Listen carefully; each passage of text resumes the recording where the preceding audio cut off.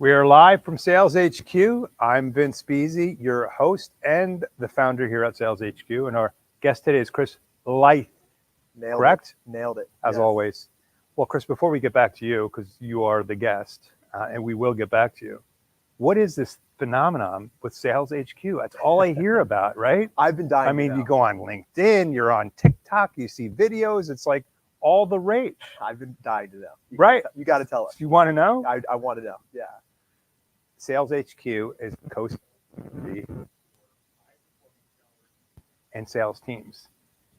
Primarily for folks that are working remote today, either by yourself or your team is working remote, we've recreated the sales floor, right? It is the energy of a sales floor, the networking ability to meet other people and collaborate with other people. Let's be honest, like sitting in a room by yourself 5 days a week is not healthy.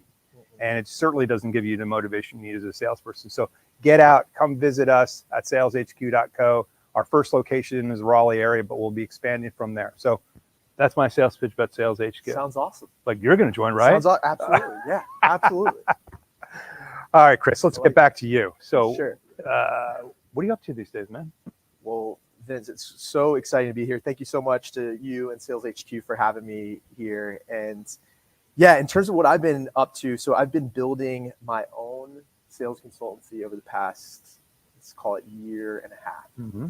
So about a year and a half ago, I made the decision to go out on my own after a couple of different experiences building teams and helping companies scale.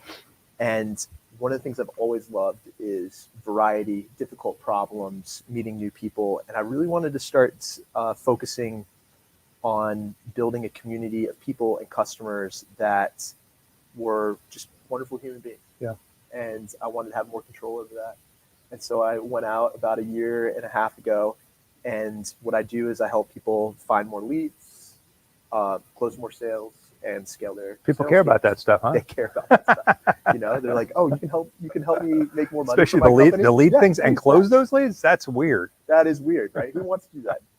And so I went out on my own to do that. And what that usually evolves into is a lot of leadership discussion afterwards, right? So you get in there and you start finding out that a lot of the reasons people aren't able to scale their sales teams or aren't able to close deals is because there's an evolution of leadership that needs to happen. Yeah. And so the conversation ultimately turns to that, and that's what I'm really passionate about. Well, that's awesome. And I want to get later on, I want to talk to you about the Audience Accelerator Labs, because that's going to tie into another subject. So I know you're very involved in that as the co-founder, so we'll get into that. But my first question for you, what do you think about Project 2025? No, just kidding. Come on. We're not getting no politics here. We're not getting in there. But who are you voting on? No, just kidding. No. Everyone has a unique story how they got into sales. What's your story? All right. So I actually, when I graduated college, I was pre-med. And I was applying to medical schools. And a lot of people hear that and they're like, "Why, you're in it?" It makes a lot of sense. Sales now. And sales and marketing and leadership, how does that work? And I got into this situation where I was faced with a choice. And the dean of admissions at UNC, med school admissions, lived across the street from me at the time. And he goes, "Chris, you're going to be a shoo-in next year." See, I was on the wait list, right? You're going to be a shoo-in next year. All you got to do is retake organic chemistry and get an A. Oh. And I went home and I thought about it that night. And I had this oh shit moment where I was like, I don't want to be a doctor enough to retake one class, right? Organic. And it's just, organic chemistry is not just one class. It's one of the hardest classes. But I had this moment. So at the time, I was in this startup in Durham, and it was awesome. Nobody tells you in college that being a part of a startup or doing any of that kind of thing is an option. Back when I was in school, it was consulting, iBanking. Well, especially the school you went to, right? Yeah, exactly. The University of New Jersey in Durham. There you go. That's exactly right. You know it. It's amazing. I didn't realize it was that popular. And so I got out of there, and I had found myself in a startup, and I loved it. I loved it. Which one was that? It was called Preventus. And it was founded by the Chancellor Emeritus of Duke University, this guy, Ralph Snyderman, and this other guy, Jason Langhire. Really smart people, very successful people. And I was on the product side. Oh, wow. I wasn't even involved in sales and marketing. I was doing user interface research and interviewing physicians and all that kind of stuff. And after about 2.5 years, they laid off the team and moved all the operations up to Boston. And so I was a part of that. And I had this moment where I was like, I have no idea what I'm going to do with my life and all this kind of crazy stuff. And I was listening to NPR, and there was this guy on NPR that was talking all this crazy stuff about his time visiting and living with monks in South Carolina. And he was an entrepreneur, and he was selling software and sold his company for millions of dollars. And he was like, the purpose of life is all about service and selflessness and all this. Okay. And I was like, yes, this sounds amazing. And you made money at it. And he made money. I was like, wow. Who thought? I thought it was good to one be or the true. other, Yeah. right? You can't help people and make money, Yeah. right? You can't reach enlightenment and make money. Yeah. It's one or the other. But this guy had seemed to figure it out. And I sought him out. Oh, wow. And he was giving a lecture at Duke. And I went and saw him speak and was blown away by what he was talking about. You know, all his time with these monks down in South Carolina, everything he learned about, you know, the path to fulfillment in business and meaning. And I was like, I got to work with this guy. And so, long story short, I worked my way to get into meeting with him, and eventually he brought me on to work with him. And through that, he was teaching me all about like meaning and purpose and life and that kind of thing. And on the side, he was also teaching me about sales and marketing. Mm-hmm. And so he was the person who taught me how to first start cold calling. And so I started cold calling for this guy and booking speaking engagements for him on, you know, other NPR that's crazy.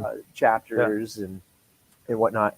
And who is this person? It. This guy's named Augie Turak. Uh-huh. Yeah. And he's written several books. He's super talented. Does he still live with monks? He does not, but he does live out on a farm in North Carolina. Okay. Yeah. And so he's an interesting cat, and like he's got a lot of really interesting things to say. And he lit the spark. Yeah. You know, in many different ways, and carried me into, you know, my sales career. Yeah, if you could, I assume if you could dial and find people speaker roles, like you can. I got this guy. He's interesting. He's amazing. He's in South Carolina. Lives in the middle of nowhere with monks. Yeah. Okay. What's the hook? Right. But I was so pumped, you know, and I think that's one of the big things that I learned is like when you're passionate about something, it's so important when you're going to be selling something to be passionate about whatever it is you're a part of. It doesn't have to mean like, wow, I'm super excited about selling, you know, like I work for ShareFile, file sharing software. Man, it's really going to change the world and make it better. But what was really cool is the team and the community that was built at ShareFile was a really powerful community and was something incredible to be a part of. And that's what I was bought into. And that really is what I was selling. So you went from that, working with that gentleman, to ShareFile?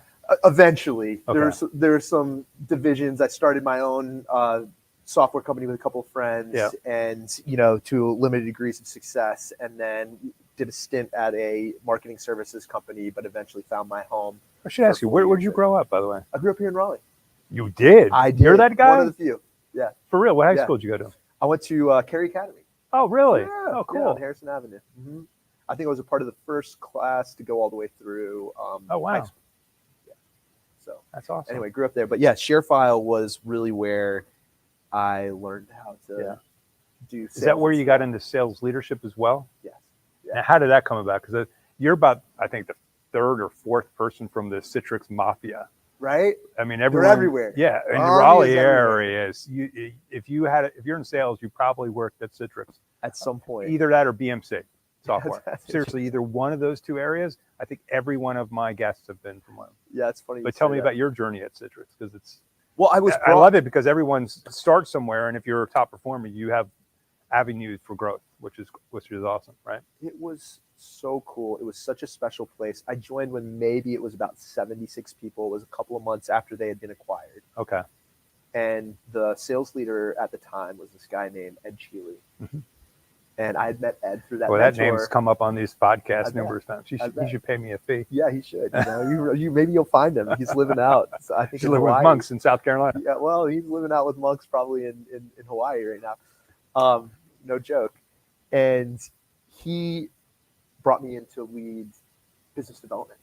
So I was doing the partnerships, channel sales, working on identifying companies that we might want to acquire and tuck in. And so I helped lead 2 acquisitions over there, or identify 2 acquisitions over there. And then one day he came to me, he goes, Chris, you got this struggling inbound sales team.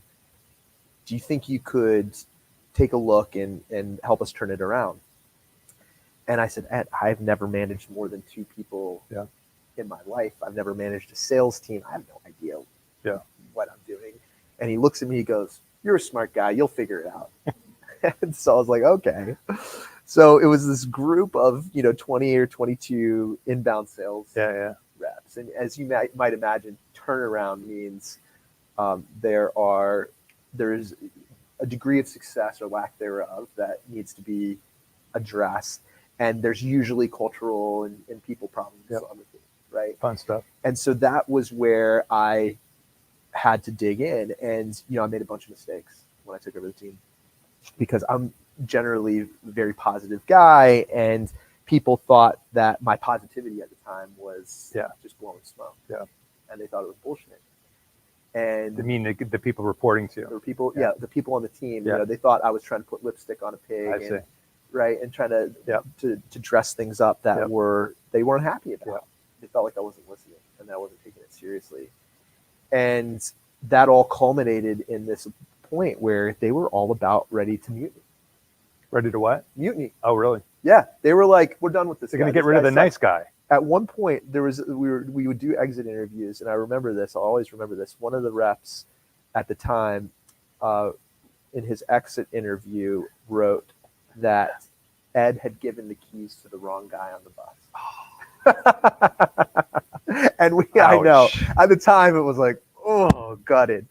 And here's the thing, Vince, we used to review exit interviews in front of the entire management team. Oh, man. So the entire management team was about, I don't know, 10 or 15 people at that time. So it was the senior managers and then the managers. And so, that was a pretty damning thing to say. And so it all kind of culminated at this point where the team was about ready to mutiny, and they were like, we're done. Right? And at the time, I had been moved over to be managed by this guy, Steve Ainsley, who's a wonderful human, and again, another very kind of enlightened leader. And I walk in there, and he goes, Chris, just trust yourself. Trust yourself. You know what to do. You don't need my help. Just be real and honest with the team. And so I marinated on that a little bit, and I walk into this room of 22 people, and I'm like, what am I going to say? And so I sit down, and it was at that point where I said, guys, listen, I'm as stressed out about this as you are. And I can come in, I could be negative and pissed off and all of these things, but I don't want to add to the negativity on the team. I'm trying to be positive, to be a rock for you all, but I understand that's not what you guys need or want to see. So let me be real with you about where we are. And these are the things that I think are broken. This is what keeps me up at night and what I lose sleep over. And here's what we're going to do about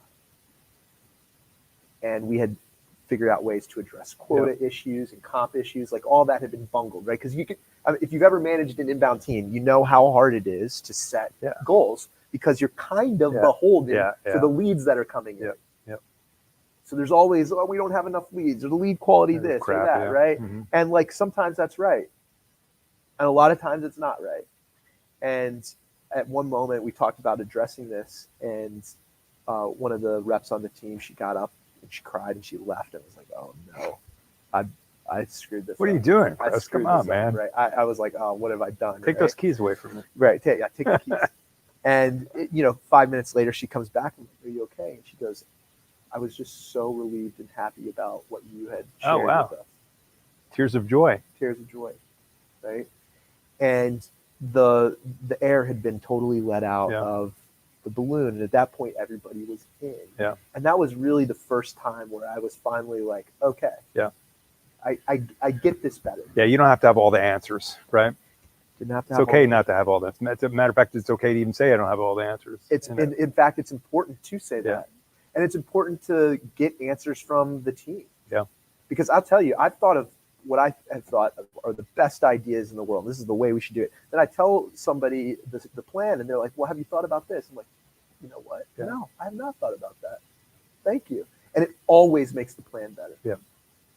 Collaboration always. Always. I mean, even if the ideas don't work out and people feel that you genuinely want their opinion or their feedback on things, I think it's appreciated. And the fact that you were extremely vulnerable and transparent, I think, is what probably elevated your level of respect, right? Like, absolutely, people didn't know. Like, they don't know. They don't know where you're at and what you care about, and it's hard, especially like if you can't have one-on-ones with people and you haven't built that trust over years of working with them in the trenches. It's really hard to. You think people should give you the benefit of the doubt, but really most people start being very skeptical. Yeah. They're not giving you the benefit of the doubt. You have to earn it. And so after that's done, you then are on stable footing, I would imagine.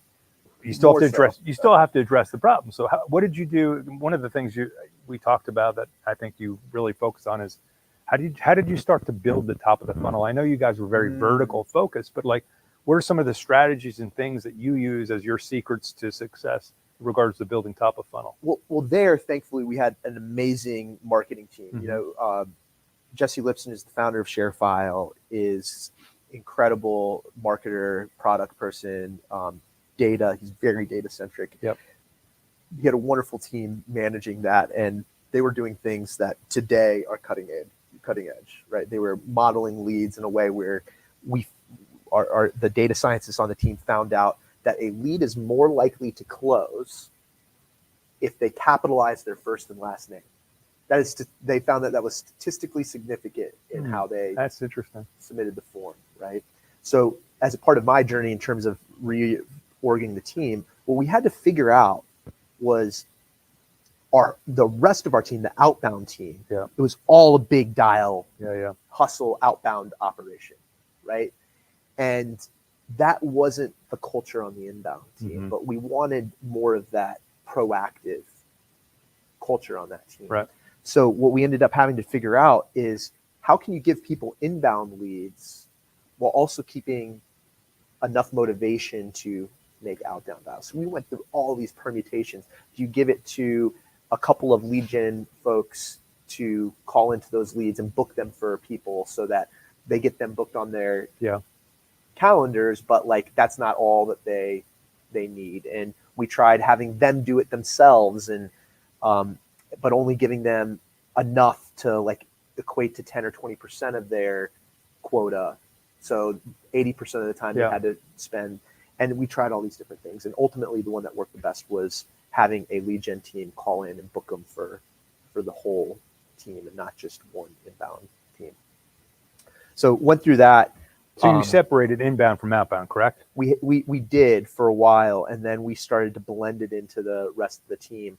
And so we started booking those inbound deals for some of the outbound folks. Well, that didn't work either, because what ended up happening is those ones kind of got ignored because they kind of came from somewhere they didn't quite understand, and it was a little bit of a different conversation, as you might imagine, and our systems weren't connected. So the place where those leads showed up were a little bit different than where the outbound. It was a little bit messy. Yep. So eventually, we kept it. We kept it into its own kind of inbound trial team. So marketing was primarily responsible for most of the leads, or they were responsible for all the inbound leads, and then the outbound team was the big, the big engine. So we had 100 SDRs who were making about 100 to 125 dials a day. It hasn't changed. It was wild. It was wild. And so that's where that came from. But now, like, where do inbound leads and that sort of thing, as I consult with folks, I mean, they come from many different places. So we generally, when I'm working with a company, we try to figure out what their strong suits are. So one example is, you might be in an industry where you need a lot of partnerships, and those partnerships are really important for generating leads, and you might want a channel strategy as opposed to a direct outbound strategy. We've got some folks that are really good with paid advertising, and you want to run, Google ads and social ads and that sort of thing. Then what I'm really excited about and what I've been interested in lately, and this goes to the Audience Acceleration Labs work that I'm doing, there's a huge opportunity right now, obviously, with building audiences on social platforms. And why is that important? Well, with tracking of ads being eliminated through Facebook and Apple and Google and all these regulations and laws about saying, Yep. cookies aren't, you're unable to use those to more effectively target from an advertising. It makes it harder to target people effectively Yep. and with a good enough Follow them ROI. around. Yeah. And follow them around. So that's why you start seeing all these influencers pop up who are building these audiences that are valuable. And I saw the other day, I loved this prospecting email that somebody, it was a partnership email that one of my colleagues received. And it was actually a DM on Instagram. And in it, it said, hey, I'd rather spend my advertising dollars with you than with Google and Facebook and whatnot. Would you be open to discussing a partnership? And I was like, that's the future. That's brilliant. It's happening on LinkedIn every day. All the time, I mean, right? yeah. All the time. And so what we're doing and some of the stuff that we're working on is how do you create content that is valuable to an audience? Mm-hmm. How do you build that audience and that asset Mm-hmm. and ultimately figure out, okay, great, I've got this great audience. I've been giving out all this great valuable information. Now the question is, how can I sell into that audience? So what comes first, the audience or the content? Well, the content first. So you got to come in and you've got to provide value. Okay. So you've got to come in and whatever you're doing, and people are often afraid of, I don't want to give away too much information. And that's just not going to matter. And you should give away as much valuable information as you can, because ultimately they're going to see this content at points in time. Yep. And they're not going to see all of it. And what you're doing is you're building trust, you're building expertise, you're showing that you're somebody who knows how to solve these specific problems. And so it's the content, it's the character, it's building your character.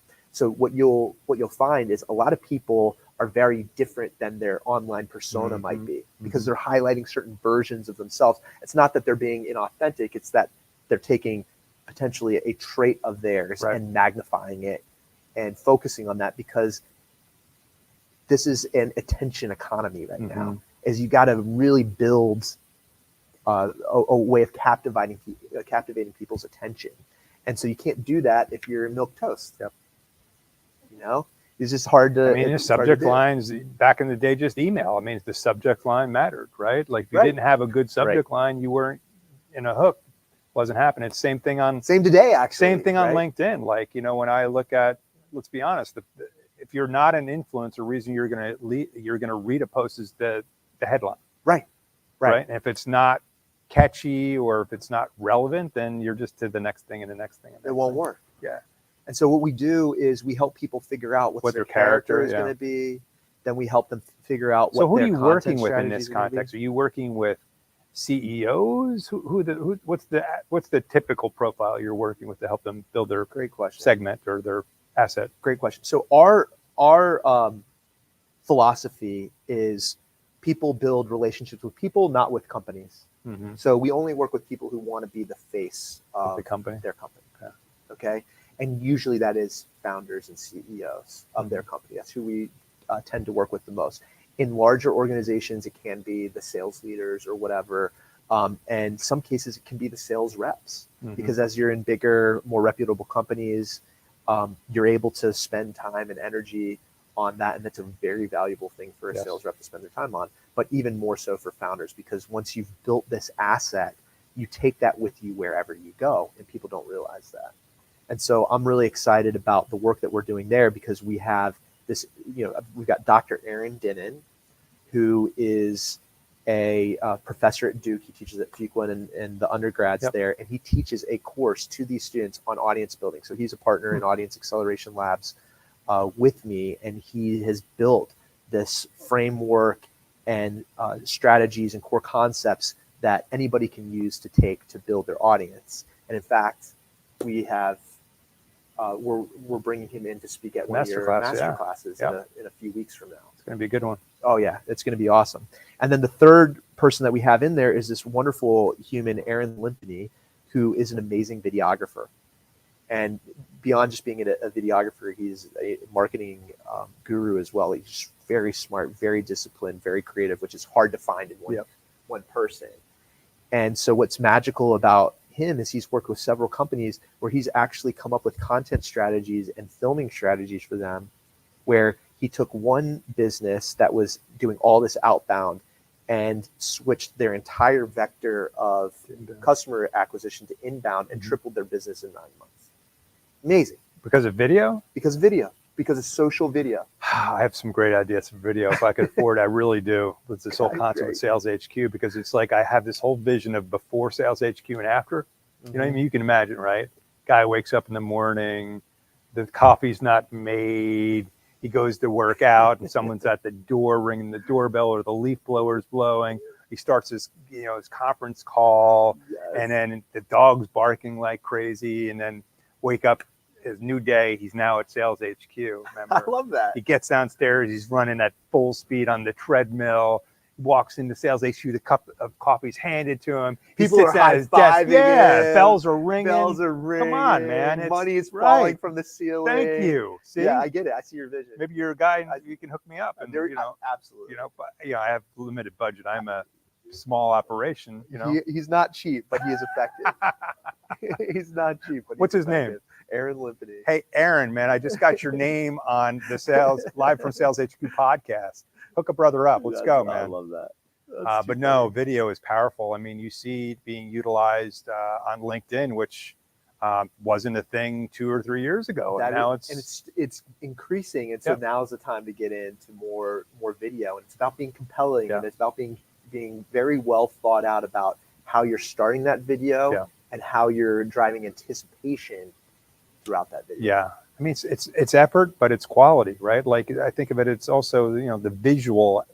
I don't know what percentage of people in an audience are more visual than they are text driven or audio driven, right? But great question, right? Because there's arguments about that on specific. I only know my social platform is LinkedIn. I haven't experimented on me too on TikTok or Twitter or any of that. So, but I have seen people say that most people won't look at the video; they just read the text. So as long as you can do the video, make sure that you have the subtitles. Make sure you have the subtitles, because most people will not actually click on the video; they'll just read your subtitles. Right, and if you think about where you're watching these social media videos, like maybe you're in the bathroom, or maybe you're somewhere, or you're like in the office, on the office, and you don't want it, yelling at you in public. Well, great, do that.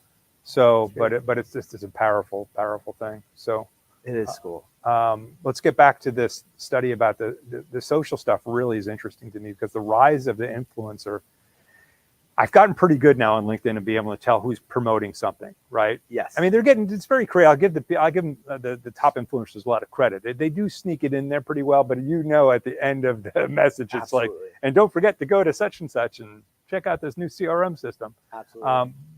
But there's a lot to be said about it. If you think about it, go back to the 50s with celebrities smoking cigarettes, selling cigarettes. Like it's as old as the day is long, right? Like this whole, it's been going on forever. And actually that's what's really interesting about Dr. Dinnan is he brings that historical context to the modern content creation side of things. And he'll bring in Walt Whitman and how Walt Whitman used a lot of the same strategies that creators use today to promote Leaves of Grass, which was his first big poetry book that he had gotten published. And it's a great story. I'm not going to share it here because I don't want to steal his thunder, but there's a lot of similarities to what's going on. And, you think of the modern day, what's called a thirst trap. Well, those were being used back then too. Yeah. And I think you mentioned, it's this whole concept is a framework could be used for individual sales folks, which I see them on LinkedIn too, and some of them are doing great things. And I think about it this way: it's like once you build your audience is forever. Right? Absolutely. I mean, that's why if you start in your early 20s, as long as you keep investing in it. As long as you keep investing, if you start, it's like starting a 401k. If you start a 401k in your 30s, it's not a bad thing, but it'd be better if you started in your 20s, right? Yeah. We like it as home ownership. Yeah. Right. So it's the same. You buy a home, you invest in it. If you don't keep investing in that home, it deteriorates, it gets dilapidated. But if you keep investing in it, you keep maintaining it over time, that asset ideally, if it's in the right location, will grow. It's kind of like you're an athlete, and in this sport, you're more relevant to like a golfer because a golfer has longevity. Right. Right. So if you do this right, you're like a professional golfer where you can play from your 20s to Forever. you're into your grave, right? Yeah. If you take the time and effort. That's great funny way to of you. looking You at don't it. like That's funny. golfers, or Yeah, love golfers. Yeah, love them. What else do we want to talk about? I- What's near and dear to your heart these days? Like, what are you passionate about? What's driving you? Oh man, what am I passionate about? So professionally, I'm passionate about people development. So like my big thing when I'm talking leadership with folks, it starts with empathy. I think that's something that people don't talk about enough. They don't talk about it in leadership, and they don't talk about it in sales enough. And what I'm really passionate about is that level of empathy and personal development, not only of myself, but helping my clients with that. Outside of work, it's music. Yeah. Yeah. Is there a specific genre or? I love singer-songwriter type stuff. And also I grew up in the 80s and 90s. So, you know, that grunge rock kind of thing, which is, you can tell I'm my real job. Is I'm working my way towards being a rock star. Nice. Yeah.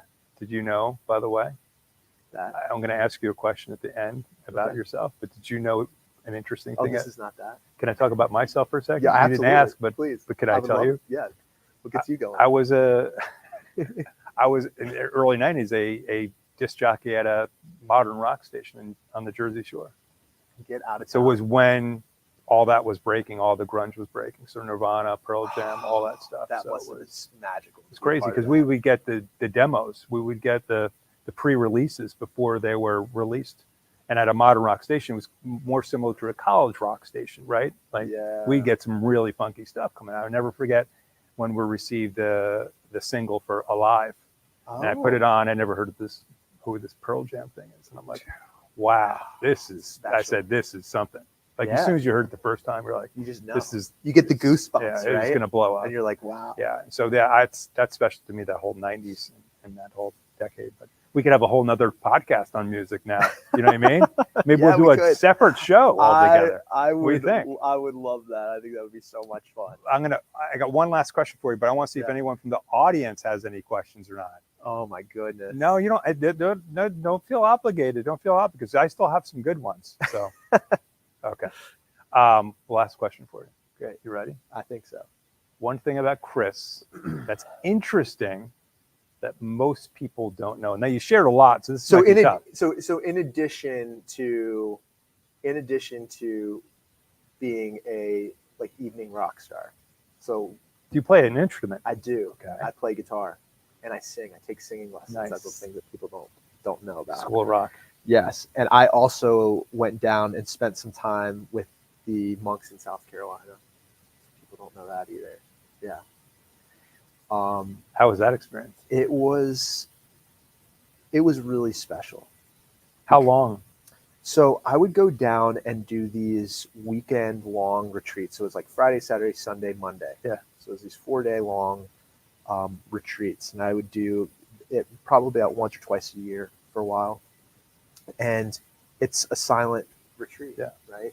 And it was with this sect of monks called the Trappist monks, which, if you know anything about them, they fall under, I think, the Catholic lineage. But it was that is not important to me. The important part was the being in that kind of contemplative mindset and framework for that number of days. Yeah, that's cool. Yeah, and going inside, which is important and sometimes hard to do in modern society when we got all this stuff going on around us, and planes flying over the Chris, the thoughtful, empathetic, empathy-driven leader, rock star.